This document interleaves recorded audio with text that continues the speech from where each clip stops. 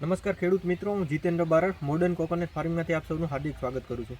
મિત્રો, 23 ડિસેમ્બર 2024 જે કિસાન દિવસ હતો તો એમને આપણે 11 લકી ડ્રો ખેડૂત વિનર થયેલા હતા. તો એમને 25 નારિયેળીની અંદર આપણે ફ્રી ઓફની અંદર ટ્રીટમેન્ટ કરવાની હતી. તો આજે એવા જ એક ખેડૂતની આગળ અત્યારે એના ફાર્મે છે કે જેમણે આપણે ટ્રીટમેન્ટ શરૂ કરીએ છીએ. પણ એ પહેલાં આપણે એ ખેડૂતને જ આપણે પૂછવું ભાઈ એમના મતલબ નારિયેળીના શું પ્રશ્ન છે કે જેથી કરીને બીજા ખેડૂત મિત્રને પણ આઈડિયા આવે કે ભાઈ નારિયેળીની અંદર અમને પ્રશ્ન આવે છે. તો શું નામ તમારું? મારું નામ છે અમીરભાઈ નાઘેરા, ગામ ભાલપરા, તાલુકો વેરાવળ, ગીર સોમનાથ જિલ્લો. અમીરભાઈ, તમારી નારિયેળીની અંદર તમને મતલબ અત્યારના કયા પ્રશ્નો આવે છે? અત્યારે હાલમાં તો એક જમીનમાં ક્ષારનું પ્રમાણ વધારે હતું અને બાકી જે લોટણમાં છે ફાલમાં નબળું હતું.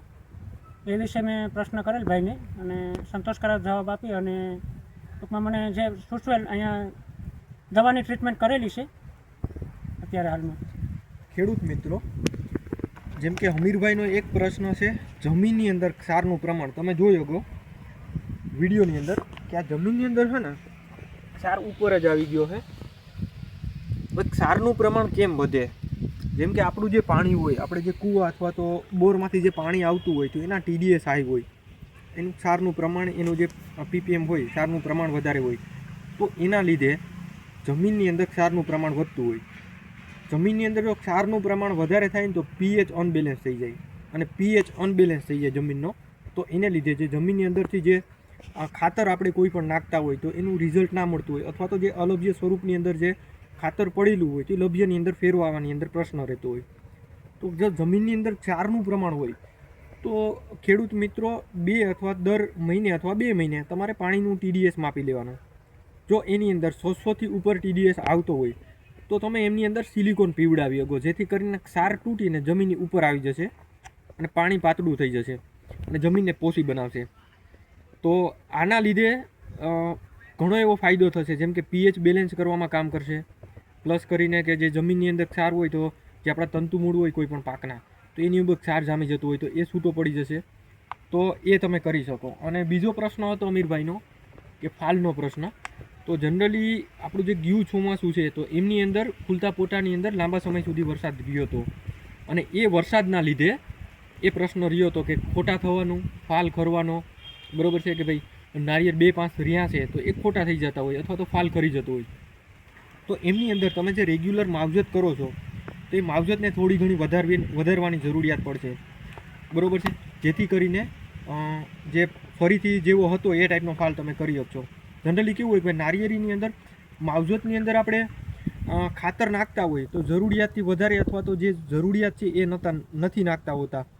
તો જરૂરિયાત મુજબના ખાતર અને 2 અથવા તો 3 વાર, જેમ કે દેશી ખાતર આપણે નાખીએ છીએ એકવાર નાખતા હોય એને વર્ષની અંદર 2 વાર કરી નાખવાના. એની માત્રા કદાચ તમે થોડું ઘણું ઘટાડી પણ શકો.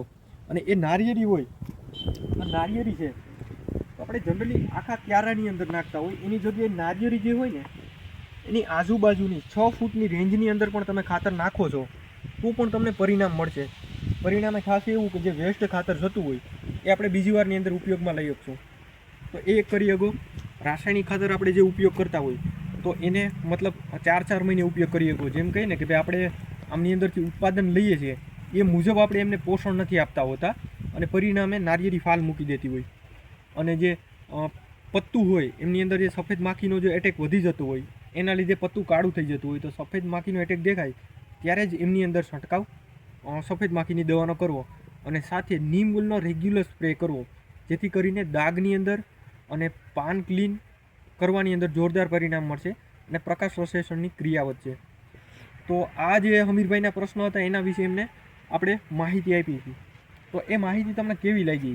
ખૂબ જ સરસ અને ઉપયોગી માહિતી આપી. અને આપણે જે લકી વિનર જે ખેડૂત છે એટલા માટે આપણે અહીંયા 3 હાયરની અંદર 18 નારિયેળીની અંદર આપણે ટ્રીટમેન્ટ ચાલુ કરેલી છે, અને એ અમે 3 મહિના સુધી ફ્રી ઓફની અંદર ટ્રીટમેન્ટ કરી આપશું. ખેડૂત મિત્રો, આવી જ ઉપયોગી નારિયેળીને લગતી માહિતી માટે અમારી YouTube ચેનલ મોડર્ન કોકોનટ ફાર્મિંગને લાઇક, શેર અને સબસ્ક્રાઈબ કરો.